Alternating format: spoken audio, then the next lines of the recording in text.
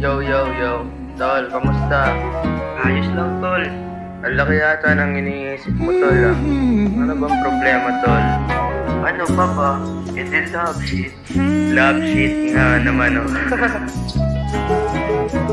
Yeah. Yeah. Yeah. Ipinagtagpo pero hindi itinadana. Hindi ka bagay dito sa dambana. Isa kang babae na bagay dito sa kalsada. Hindi ka pwedeng makasama sa hirap at ginhawa. Dapat sa tulad mo na hindi ka sineseryoso.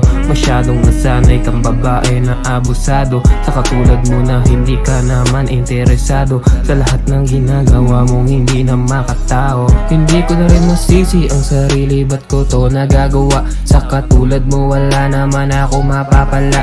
Hindi tayo dito naghihintayan ng himala. Kung gusto mo o ayaw mo ba ako na mawala sa mga ginagawa mo na ako laging handa.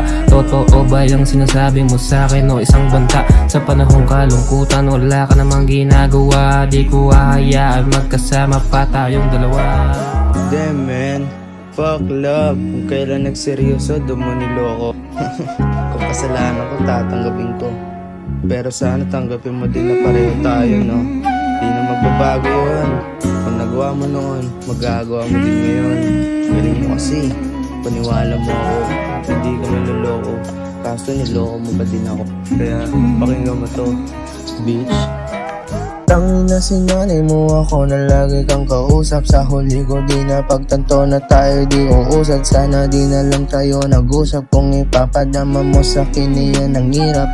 Hirap kasi sa akin ang dali ko di na maniwala na yung babae na akala ko makakasama ko sa hirap at ginawa. Ngayon ako tuloy naging mukhang kawawa. Umaasa sa pag-asa na meron pang chance na ikaw ay makasama. Kaso wala na. Tama na siguro hanggang doon na lang iyon. Di na magbabago kung noon hanggang ngayon. Pinilit kong magpakatotoo kaso hindi ganun ang ginawa mo. Di din ako sigurado kung ikaw ay nanggagago. At least alam ko na ugali mo hindi na magbabago.